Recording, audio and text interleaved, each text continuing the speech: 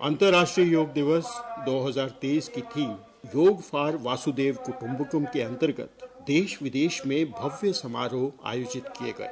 जम्मू में भी अंतर्राष्ट्रीय योग दिवस समारोह गुलशन ग्राउंड पुलिस लाइंस में डायरेक्टरेट ऑफ आयुष द्वारा आयोजित किया गया। शानदार एवं उत्साहवर्धक समारोह में जम्मू के गणमान्य नागरिकों, प्रशासन, पुलिस व स्वास्थ्य अधिकारियों की उपस्थिति ने समारोह की गरिमा और भव्यता को और भी बढ़ा दिया। समारोह के मुख्य अतिथि व भारत सरकार के माननीय मंत्री डॉक्टर जितेंद्र सिंह ने दीप प्रज्वलित करके 9वें अंतर्राष्ट्रीय योग दिवस समारोह का शुभारंभ किया। Chairperson district development council Shri Bharat Bhushan ने भी योग के स्वास्थ्य लाभ पर अपने बहुमूल्य विचार रखे।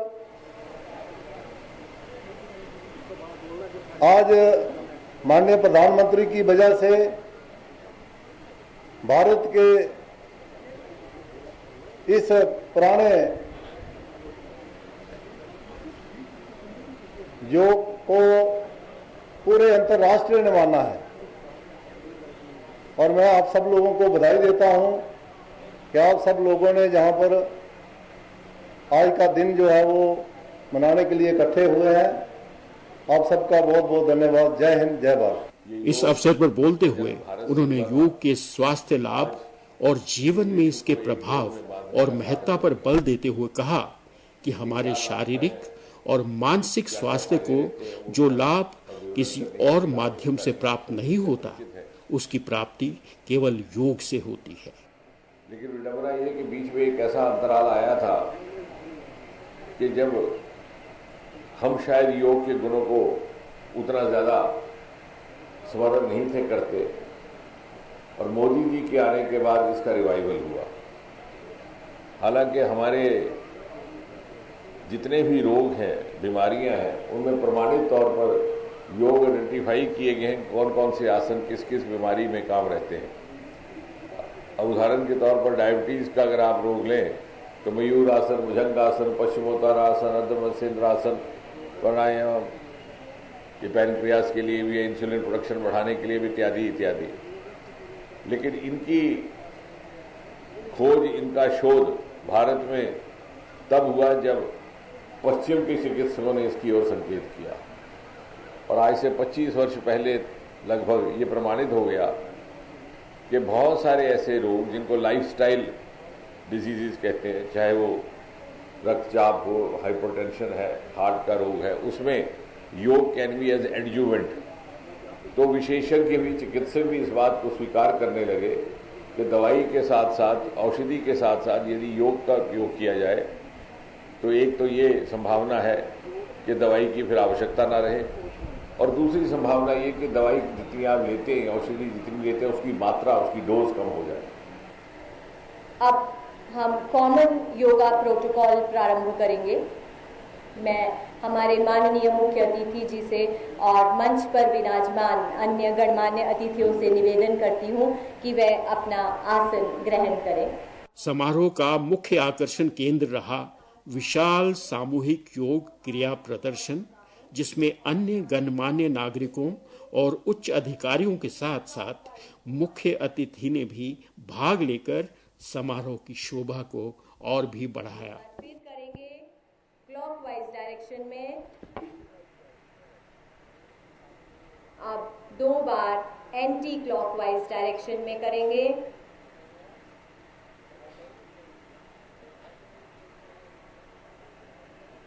समस्थिति में धीरे धीरे आ जाएं।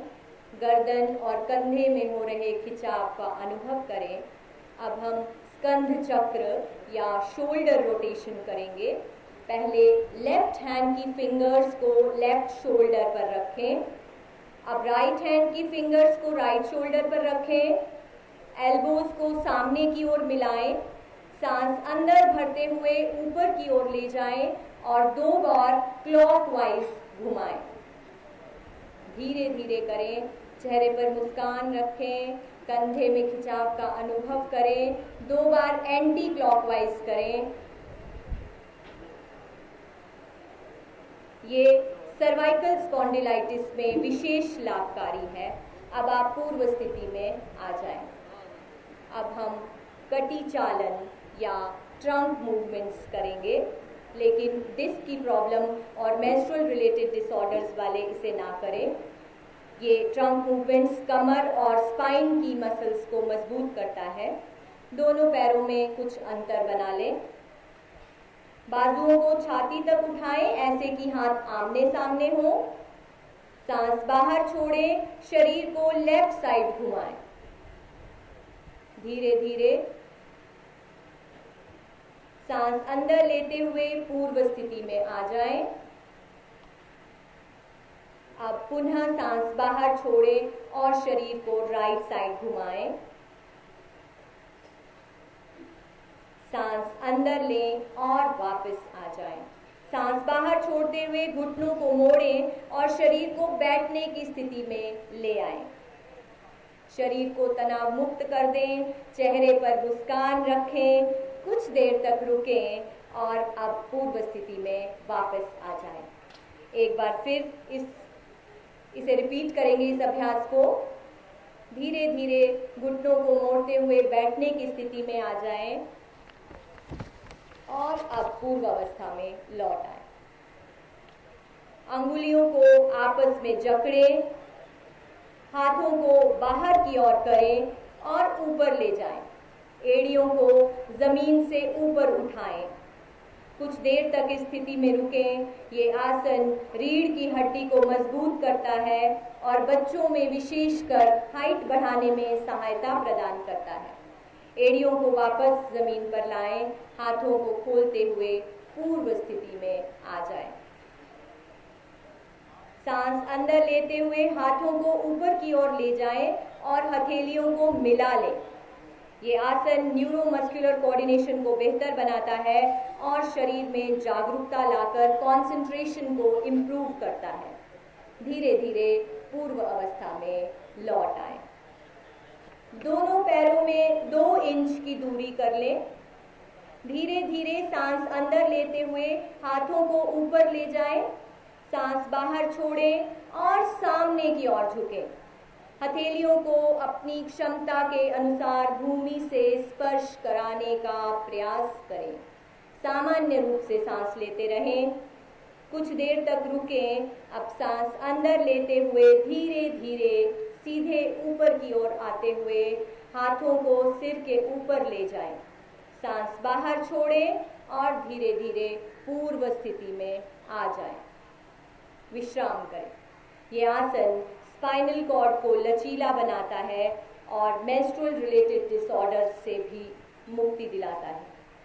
अब हम अर्ध चक्र आसन या हाफ व्हील पोज करेंगे, परंतु चक्कर आने पर और हाई बीपी होने पर इसका अभ्यास न करें। दोनों पैरों में 2 से 3 इंच का अंतर बना लें। हाथों की अंगुलियों से कमर को पीछे से पकड़ें। सिर को धीरे धीरे पीछे ले जाएं। सांस अंदर लें और कमर को पीछे झुकाएं। यह आसन रीढ़ की हड्डी को लचीला बनाता है और गर्दन की मसल्स को मजबूत करता है। धीरे धीरे सांस बाहर छोड़ते हुए पूर्व स्थिति में लौट आएं। विश्राम करें। अब हम त्रिकोण आसन या ट्राइएंगल पोज करेंगे। त्रिकोण मीन्स त्रिभुज, पर ध्यान रहे स्लिप डिस्क वाले या शाइटिका वाले इसे ना करें।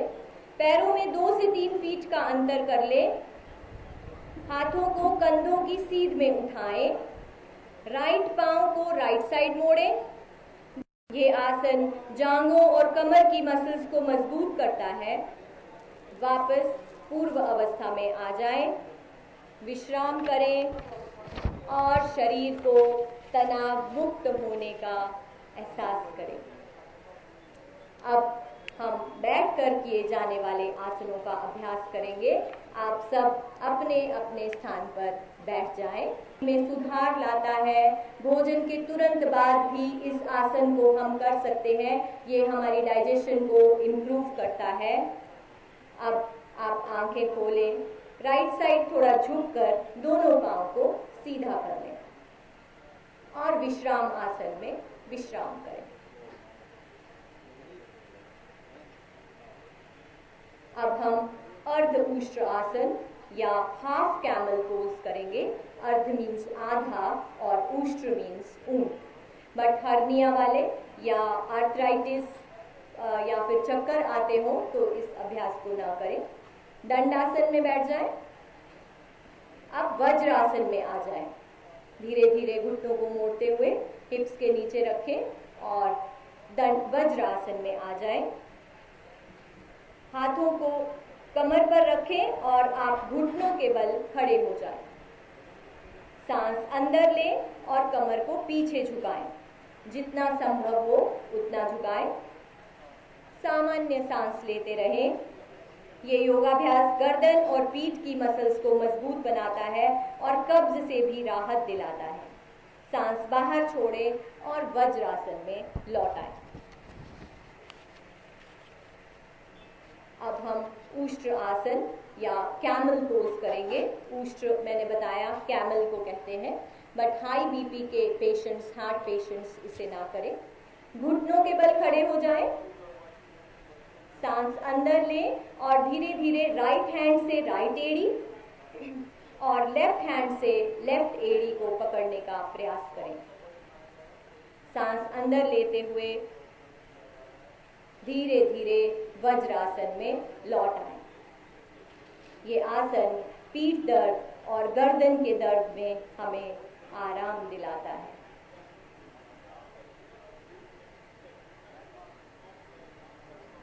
अब हम शशक आसन या हेयर पोज करेंगे।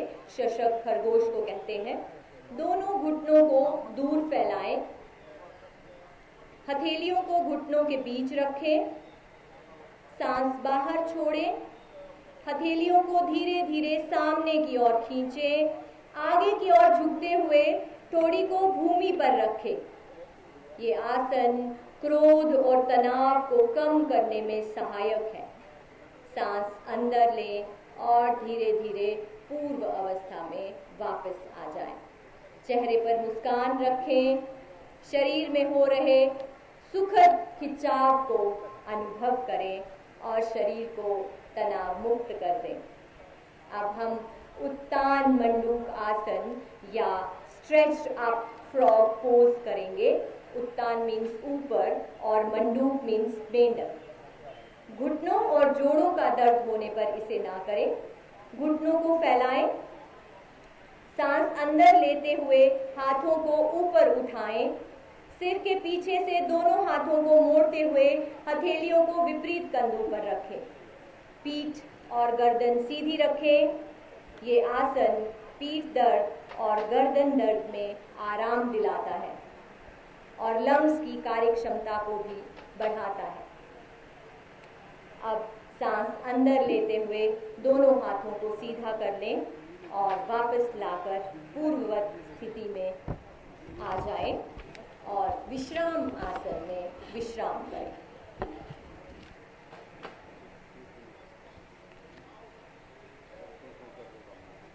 अब हम वक्र आसन या स्पाइनल ट्विस्ट पोज करेंगे। वक्र मीन्स टेढ़ा या मुड़ा हुआ।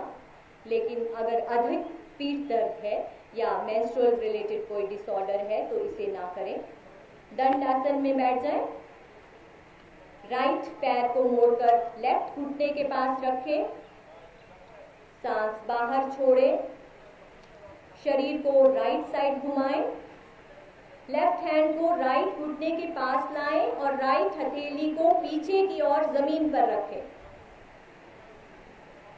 सामान्य सांस लेते रहें। शरीर को शिथिल रखें। अब आप सांस छोड़ें और हाथ हटा लें।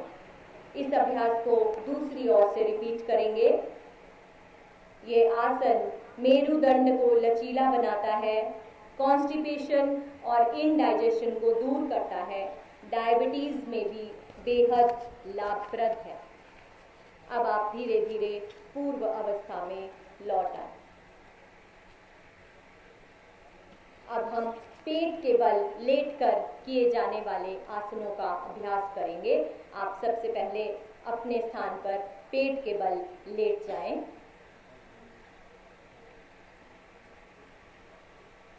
सबसे पहले मकर आसन या क्रोकोडाइल पोज करेंगे, पर हार्ट पेशेंट्स वाले इसे ना करें।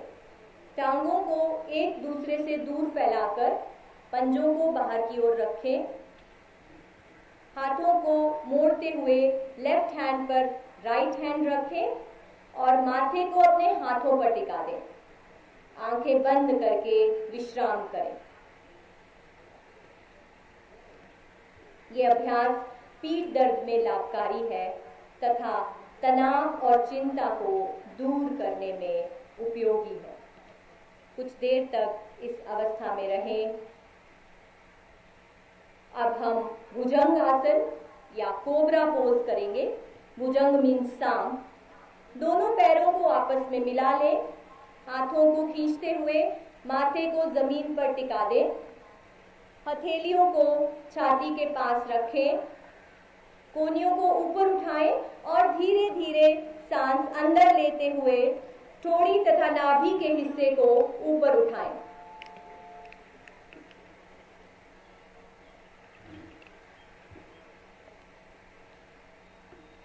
अब सांस बाहर छोड़ें और वापस आ जाएं।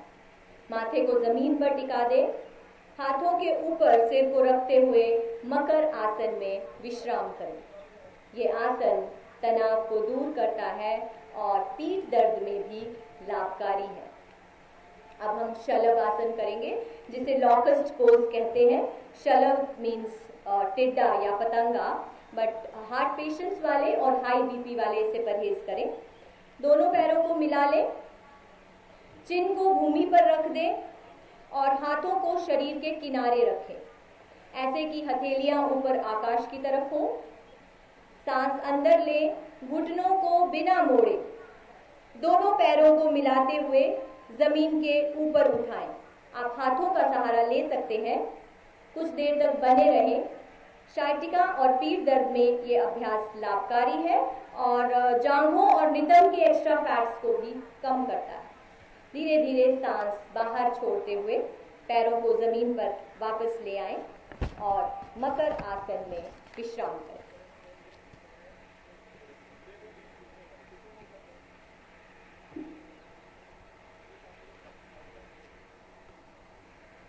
अब हम पीठ के बल लेटकर किए जाने वाले आसन करेंगे।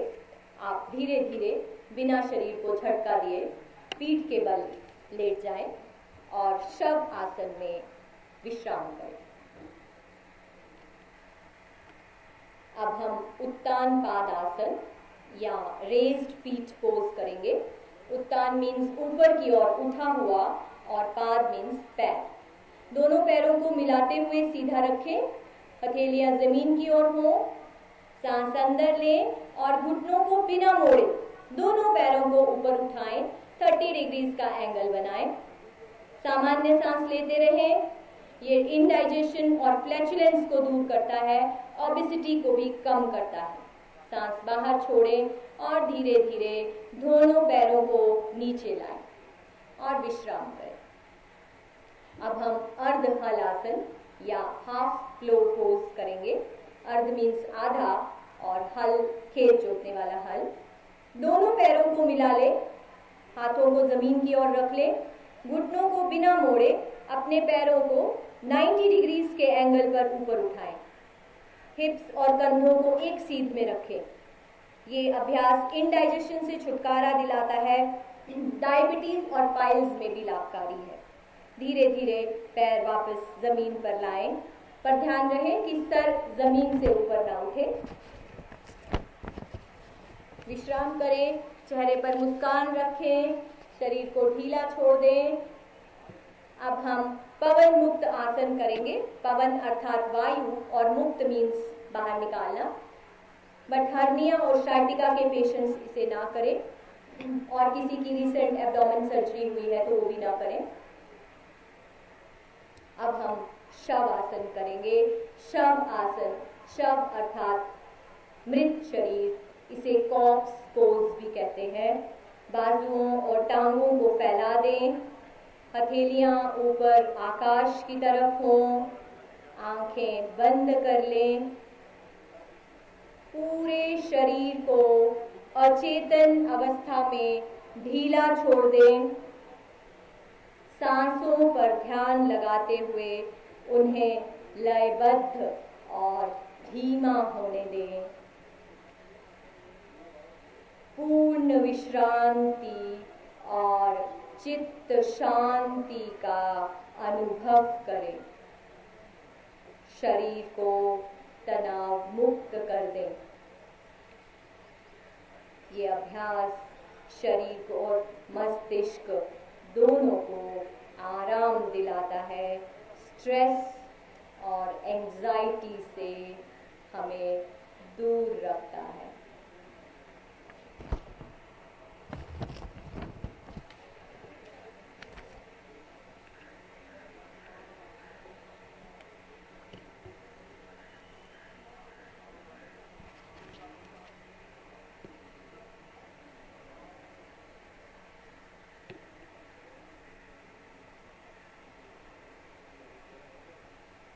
अब हम प्राणायाम प्रारंभ करेंगे। आप धीरे से आंखें खोलें और शरीर को बिना झटका दिए अपने स्थान पर बैठ जाएं।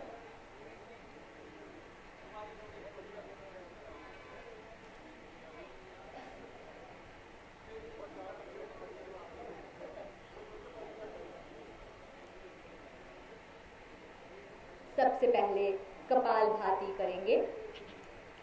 हार्ट पेशेंट्स, हाई बीपी के पेशेंट्स, जिन्हें माइग्रेन है या अगर नाक से खून आता है तो इसका अभ्यास न करें। किसी भी ध्यान के आसन में बैठ जाएं। आंखें बंद कर लें। अब हम प्राणायाम आंखें बंद करके करेंगे। शरीर को ढीला छोड़ दें। गहरी सांस अंदर लें और पेट की मसल्स को दबाव पूर्वक अंदर बाहर करते हुए सांस छोड़ें और ग्रहण करें। कम से कम 30 रेपिटेशंस करेंगे। ये डाइजेशन को इम्प्रूव करता है, कफ विकारों को दूर करके रेस्पिरेटरी डिसऑर्डर्स में भी हेल्पफुल है, कोल्ड और साइनसाइटिस जैसे रोगों के उपचार में भी सहायक है। 30 चक्र, 30 रेपिटेशंस पूरे होने पर कपालभाति का एक चक्र पूरा होता है। राइट नॉस्ट्रिल को राइट अंगूठे से बंद करें, लेफ्ट नॉस्ट्रिल से सांस अंदर लें। अब लेफ्ट नॉस्ट्रिल को बंद करें और राइट नॉस्ट्रिल से सांस बाहर छोड़ें। फिर से राइट नॉस्ट्रिल से सांस लें और लेफ्ट नॉस्ट्रिल से सांस बाहर छोड़ें। यह नाड़ी शोधन प्राणायाम का एक चक्र है। 3 बार रिपीट करेंगे। सांसों की गति धीमी, नियमित और नियंत्रित रहने दें। यह अभ्यास मन को शांत करता है, जीवनी शक्ति को बढ़ाता है, तनाव के स्तर को कम करता है। अब आप राइट हैंड को ज्ञान मुद्रा में नीचे ले आएं। शरीर में नई ऊर्जा के संचरण को अनुभव करें। चेहरे पर मुस्कान रखें, शरीर को शिथिल रखें। अब हम शीतली प्राणायाम करेंगे।